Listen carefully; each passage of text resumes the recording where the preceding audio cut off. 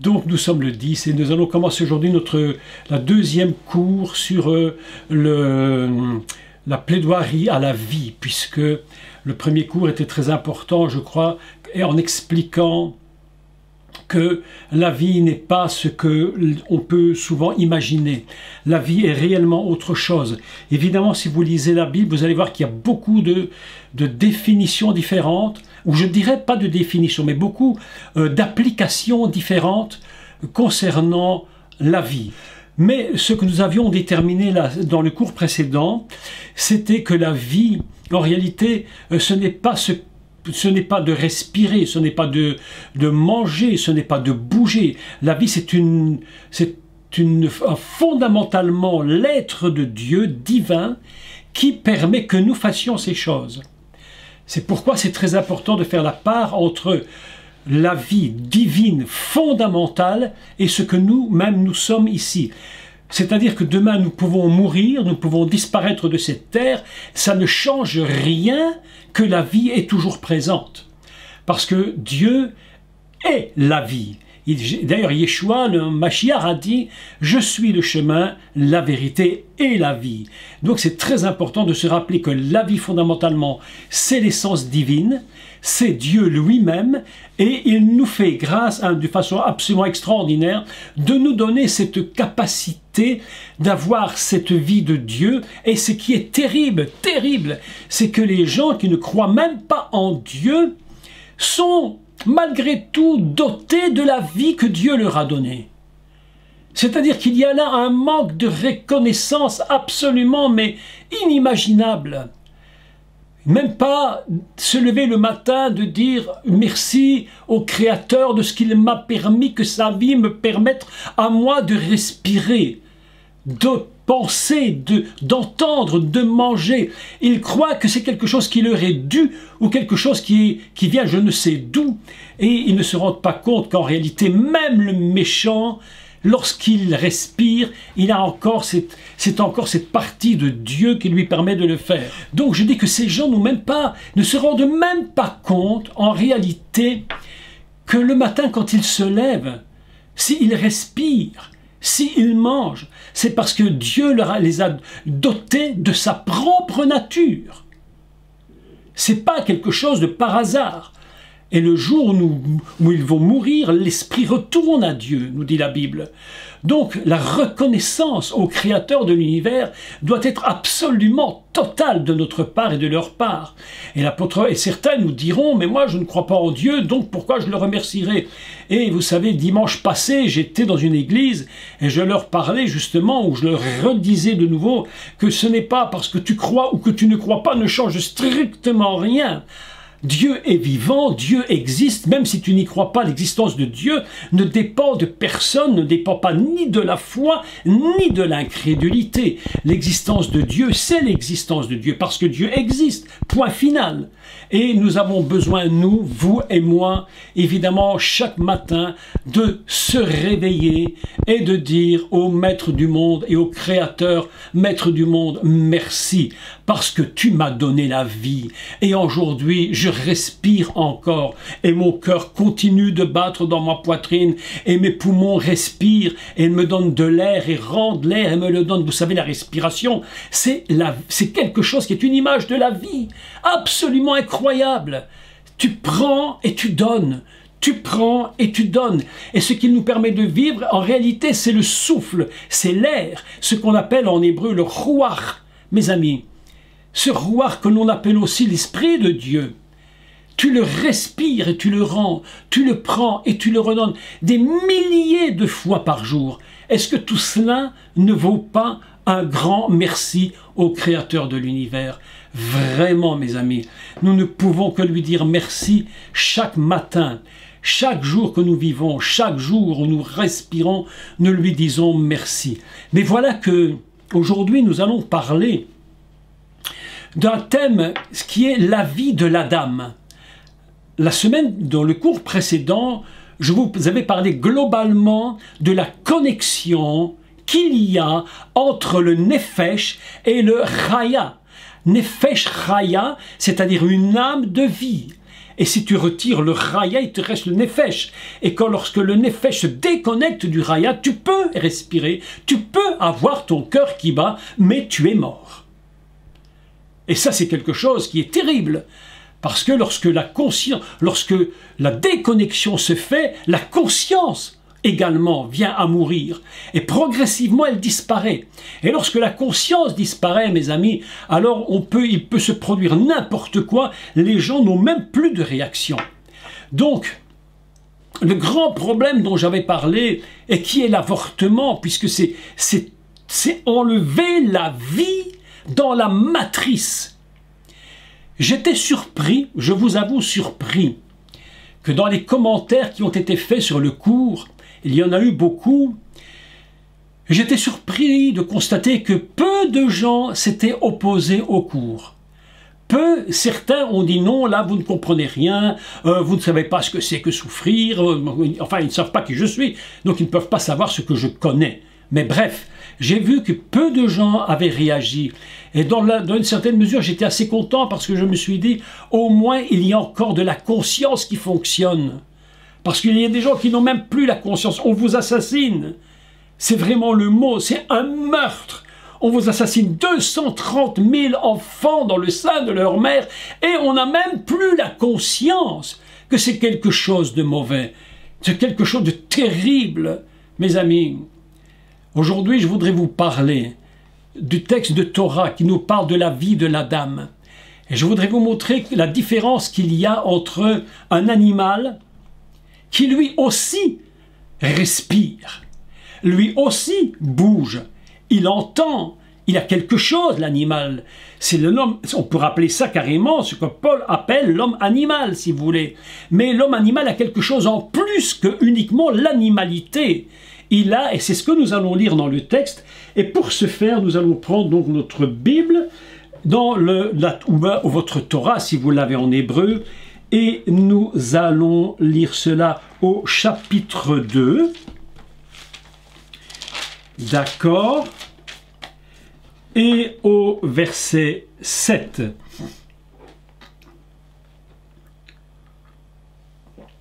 Nous faisons toujours des parenthèses et des reparenthèses. Avec ma très très mauvaise habitude de ne jamais fermer les parenthèses, je suppose qu'on en a bien des millions.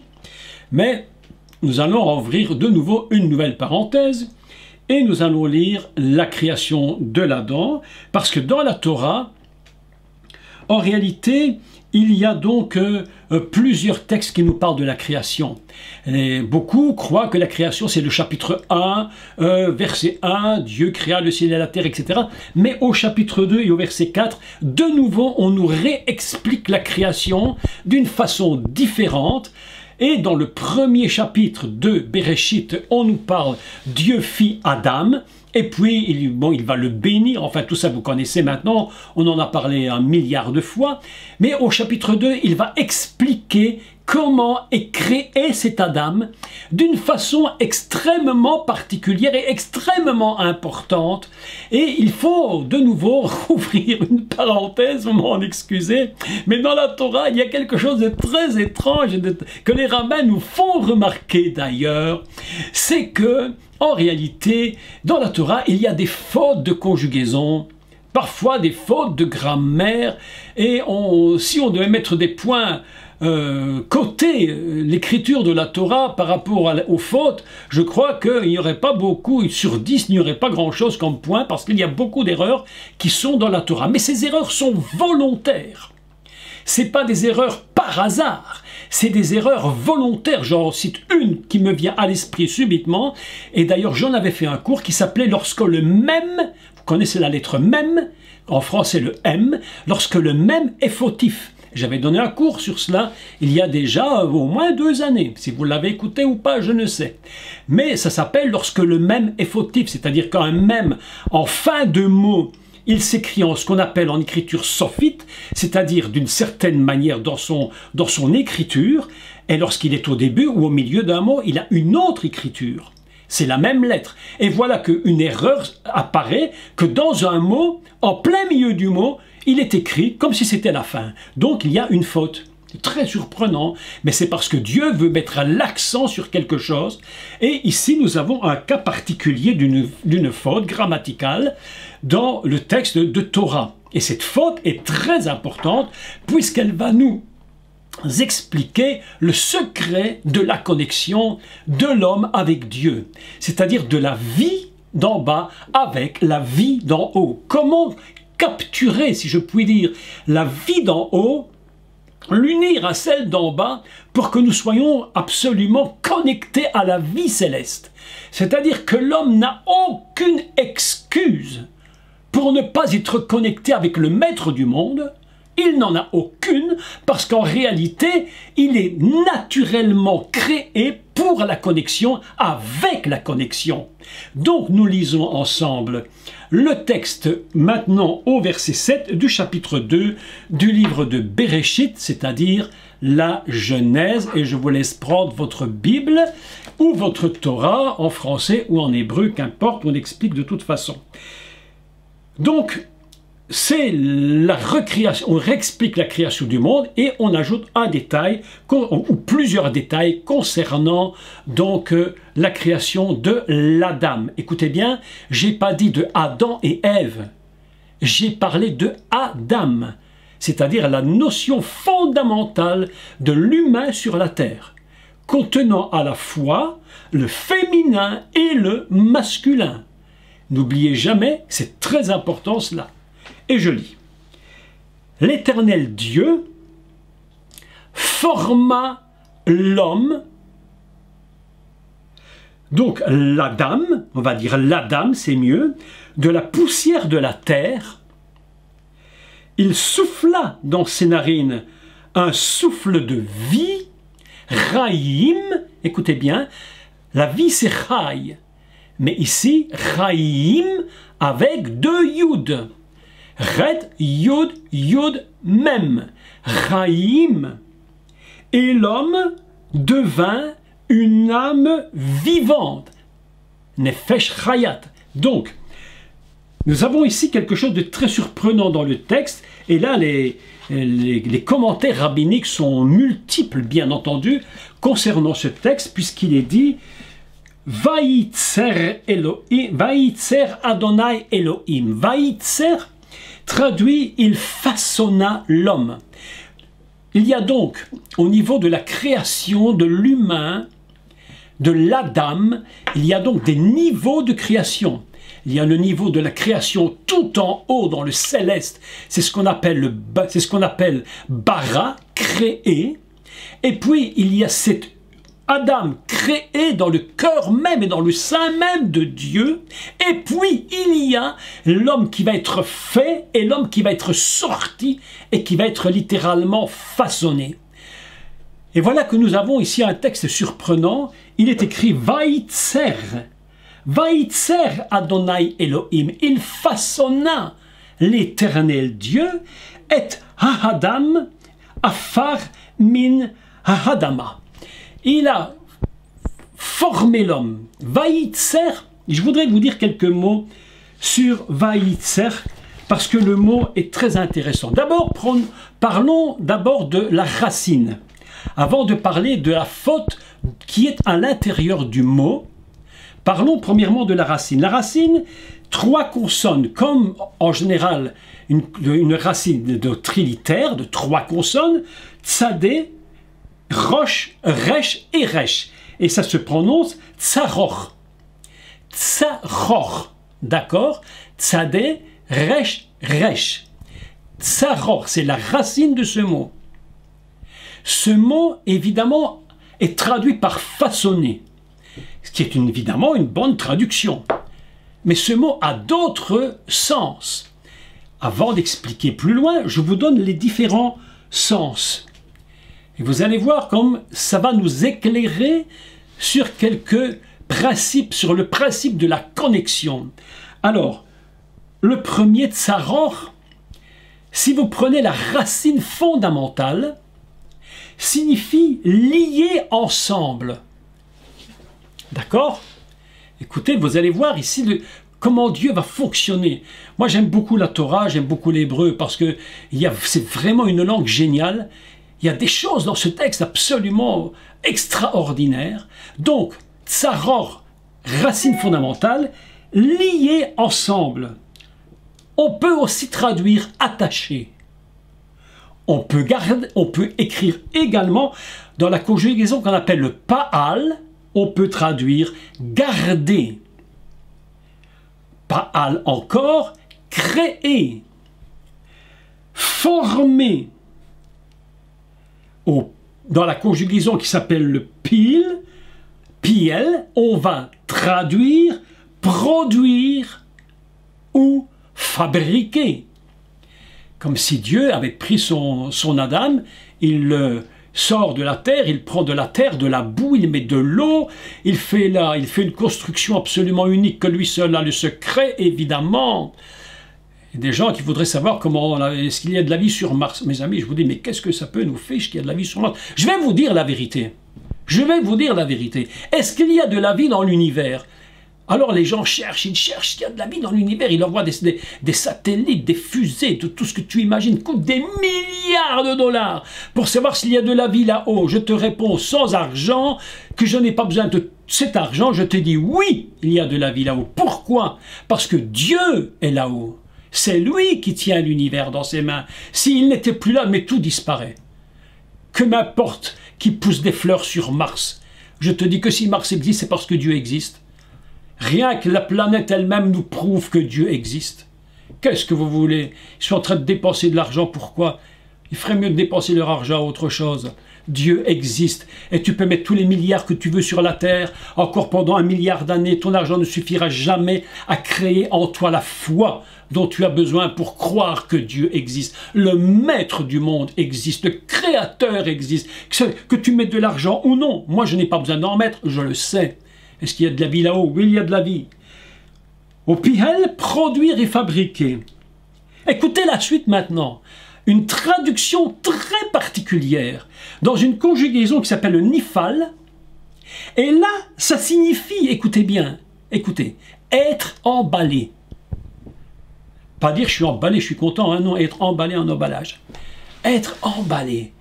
Vaïtser Elohim. Oh là là, ah, extraordinaire. C'est comme si Dieu avait emballé quelque chose. C'est comme si Dieu avait emballé, fabriqué, emballé, produit, gardé, créé, formé. Un seul mot de la Torah nous révèle une dimension mais inimaginable de la création de l'homme. On n'est plus à Hollywood. On est dans la Torah, mes amis. Hollywood, c'est Hollywood. Ils font ce qu'ils veulent, tant mieux.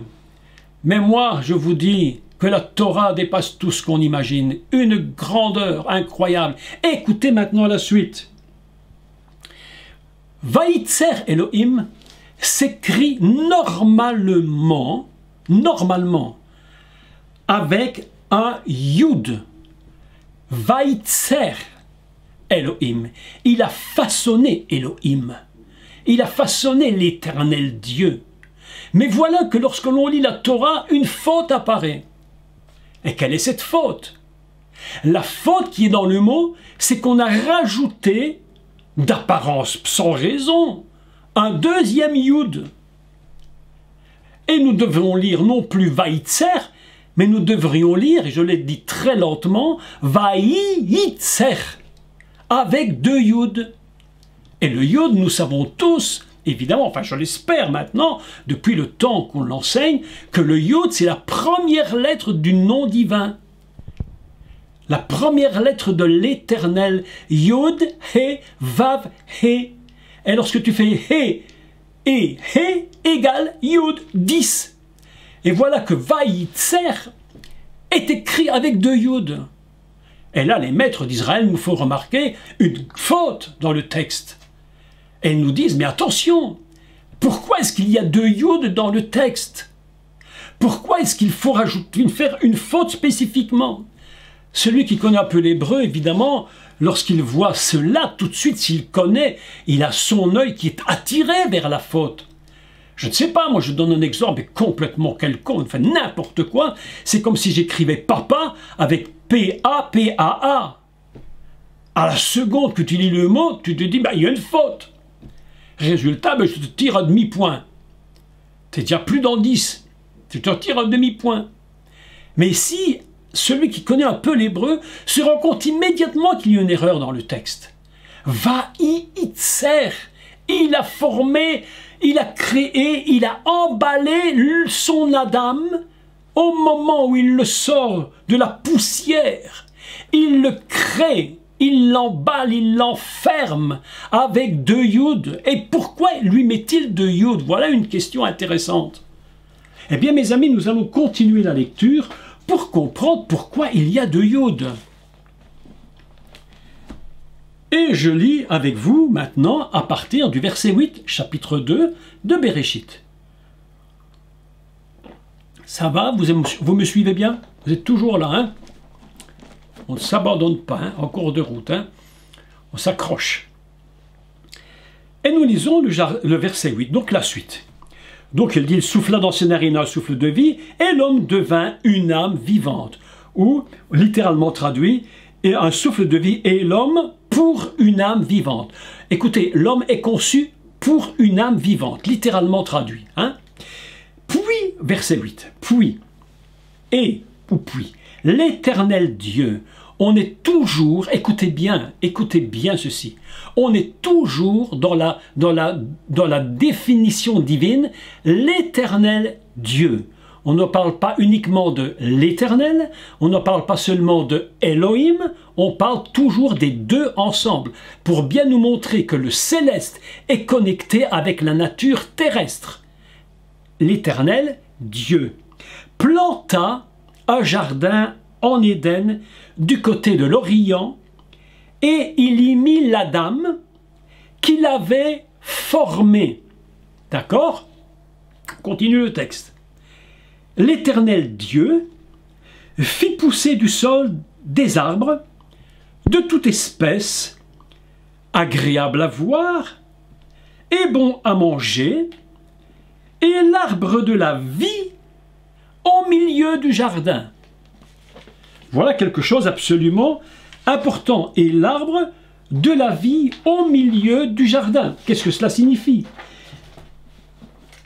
Que lorsque l'Adam apparaît sur terre, l'histoire d'Adam commence avec une ouverture sur le jardin. Dieu forme son Adam avec 2 yud, il le prend avec ces 2 yud. Écoutez bien, l'image est absolument extraordinaire. Il prend son Adam avec 2 yud. C'est assez inimaginable parce que c'est fou, c'est incroyable. C'est comme s'il avait pris son paquet d'emballage avec son Adam. Extraordinaire. Non, j'aime trop ce texte, c'est trop extraordinaire. Hier, quand je suis allé acheter la caméra, j'avais commandé, puis alors elle était dans son emballage, et puis je regardais l'emballage, je me dis, bon, l'emballage est beau, mais ce qui compte, c'est ce qui est à l'intérieur, évidemment. Et c'est un peu ça, vous voyez. Je dis des choses tellement basiques, mais c'est tellement vrai, en plus, tellement vrai. Il prend son Adam comme s'il était emballé dans un cadeau. Il le prend, nous dit la Bible, il le prend et il le met dans le jardin avec ses 2 yud. Et la Torah nous enseigne qu'au milieu du jardin, dans le cœur du jardin, à l'intérieur, dans le cœur même du jardin, se trouve un arbre qui s'appelle Etz Araim. Et Araim, on le traduit par l'arbre de la vie. Mais une autre traduction, dans le prophète Jérémie, je crois, dit que c'est l'arbre des vivants, et non pas l'arbre des morts. Pour aller à l'arbre de la vie, il faut être vivant. Et voilà que Etz Raïm, Raï c'est la vie. Raïm, l'arbre des vivants ou l'arbre des vies, au pluriel. Incroyable. Ainsi, Dieu dit, je crée mon Adam. Normalement, je devais le créer avec un yud, mais comme l'arbre de vie possède 2 yud, il faut que je le crée avec 2 yud. De telle sorte que la connexion entre l'Adam et l'arbre fonctionne. Il faut qu'ils se connectent. C'est là la connexion de l'Adam. 2 yud pour te former, 2 yud pour te donner à manger, pour te nourrir de quoi? De la vie. Ainsi, il y a un yud connecté complètement en haut un yod connecté complètement en bas. Et il est impossible pour l'être humain de vivre sans les doubles connexions. Il y a des chrétiens, c'est toujours très amusant, j'avais un ami, un de mes grands amis, vraiment, qui disait, il parlait parfois des chrétiens, ce qu'on appelle les hyper spirituels. Vous savez, ceux quand tu les regardes, tu ne vois que les semelles de leurs chaussures, tellement qu'ils sont déjà hauts. Tu les regardes et tu vois leurs chaussures. Les super spirituels. Ils sont toujours connectés là-haut et ils oublient même qu'ils existent. Et puis attends, tu as cette autre catégorie de chrétiens, ils sont sur terre, et ici tout est en bas, et de temps en temps, quand on a l'opportunité ou ça ne marche pas trop, on essaie de connecter en haut. C'est comme ça que ça fonctionne. Et Dieu te dit non, non, non, non, il n'y a pas de vie ici-bas sans la vie en haut. Il n'y a pas de vie possible en haut si ici-bas tu n'es pas connecté. C'est pourquoi Dieu va donner au niveau de la vie 2 Yud lorsqu'il crée son Adam, et il va donner 2 Yud dans l'arbre de la vie pour pouvoir connecter l'un avec l'autre. Je ne peux pas vivre de vie uniquement en haut et je ne peux pas vivre de vie uniquement en bas. J'ai besoin d'être absolument connecté aux deux. C'est là un des grands thèmes, je le crois, des rabbins, et je crois qu'ils ont raison. Je crois qu'ils ont raison parce qu'ils reprochent parfois à l'Église de dire « vous êtes toujours au paradis, mais nous sommes ici-bas ». Et en réalité, je crois qu'ils n'ont pas tort, parce que on ne peut pas vivre uniquement là-haut. Dieu nous a mis ici-bas, et il faut que nous ayons la fusion des deux. Et ce que je trouve absolument extraordinaire, c'est que lorsque nous avons les 2 Yud, nous commençons seulement à comprendre qu'est-ce que la vie. Je vis ici, mon cœur bat, mais j'ai besoin d'être connecté avec lui. Un Yud pour en bas, un Yud pour en haut. Voilà quelque chose d'absolument extraordinaire. Nous avons donc, c'est absolument magnifique. Et Dieu, à ce moment-là, va parler à Adam, et il va mettre sur cette terre, écoutez bien ici, le grand secret de la dame. C'est absolument, c'est l'unité. C'est pourquoi Dieu dit que le mot vaïtser, si on le lit dans cette conjugaison, il est emballé. C'est comme un Adam qui est complètement enfermé, complètement dans la nature divine. Il est complètement lié en lui, enfermé. Tu ne peux pas t'échapper de l'amour de Dieu. Tu devrais toujours être conscient de son amour pour toi. Et comment il t'a fait? Eh bien voilà que le but de Dieu, évidemment, écoutez bien, c'est ici tout un secret. Le but de Dieu, c'est pas que, comment je vais le dire, pour le dire d'une manière extrêmement basique, qu'on puisse le comprendre, tout le monde, par d'une façon très simple. Le but de Dieu, c'est pas que monsieur Adam et madame Ève soient tout seuls sur la terre pour l'éternité. Le but de Dieu, c'est que monsieur et madame Ève, on va le dire maintenant d'une façon beaucoup plus thoraïque et beaucoup plus précise, ce n'est pas que Adam soit tout seul pour toujours, il veut qu'il y ait une descendance. Et il veut qu'il y ait donc, j'allais dire, qu'il se reproduise. Et pour qu'il y ait reproduction, ou j'allais dire procréation, il va falloir qu'il y ait une union. Une union.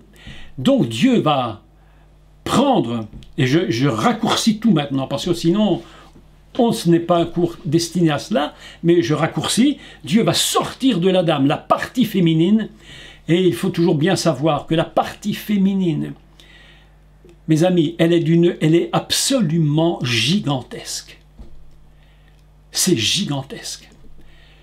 L'homme croit parfois qu'il est vous savez, les hommes sont parfois, pas toujours, hein, moi je le suis pas, mais souvent très macho. Vous savez ce que c'est un macho, hein? On dit ça au Suisse aussi, les machos. Au Canada aussi, on dit ça, un macho. Oui, vous dites ça aussi au Canada, hein, les machos, qui s'imaginent toujours qu'eux, ils sont les mecs, quoi, Non, et celui qui a du biceps, comme tu dis, là, le mec, là. Et voilà, c'est ce que les gens... Mais ils ont oublié une chose, c'est que la dimension féminine, elle est à un tel niveau, mes amis, que c'est la femme qui va porter la vie en elle, développer l'humain en elle, et que cette vie va se développer. Je me suis posé une question. Et maintenant, je crois avoir trouvé une réponse. Lorsque l'embryon est conçu, au moment de sa conception, lorsqu'il se développe, qu'il devient fœtus, lorsqu'il devient bébé, lorsqu'il grandit, il est donc vivant, il a donc reçu de Dieu la vie. Est-ce que cette vie grandit avec lui? Non. La vie, c'est la vie. C'est le corps qui grandit. Il se développe. Il attrape ses bras poussent, ses pieds, ses mains, sa tête, mais la vie qui est en lui, c'est la vie. Il n'a pas plus de vie à 94 ans que lorsqu'il vient d'être conçu dans le sein de sa mère. La vie, c'est la vie. C'est pourquoi lorsqu'on arrache un fœtus du ventre de sa mère, mais on touche, mes amis, à une dimension divine qu'ils n'ont même pas compris ce qu'ils ont fait. Leur conscience est complètement morte. Ils ne sont même plus troublés. Tu déchires le corps de l'enfant, mais tu déconnectes le céleste pour toujours. Et pire, c'est qu'en tuant ces enfants, tu tues en même temps toutes les générations qui étaient en eux pour toujours. Eh oui, quand tu en tues un, probablement tu en tues 10 000. Peut-être 20 000, tu ne sais pas. Tellement toucher à la vie est une catastrophe. Toucher à la vie, là où Dieu a placé sa propre vie, dans le corps qui est en train d'être conçu, créé, formé, avec de Yud. Mes amis, écoutez-moi bien. Je vais vous dire quelque chose que j'entends dans ma tête quelque chose. Lorsque l'enfant est arraché de la matrice, qu'on lui arrache les bras, les jambes, la tête, abominable. On lui arrache 2 Yud, celui d'en haut et celui d'en bas. Et il se trouve là un drame épouvantable. L'univers entier est touché par le drame.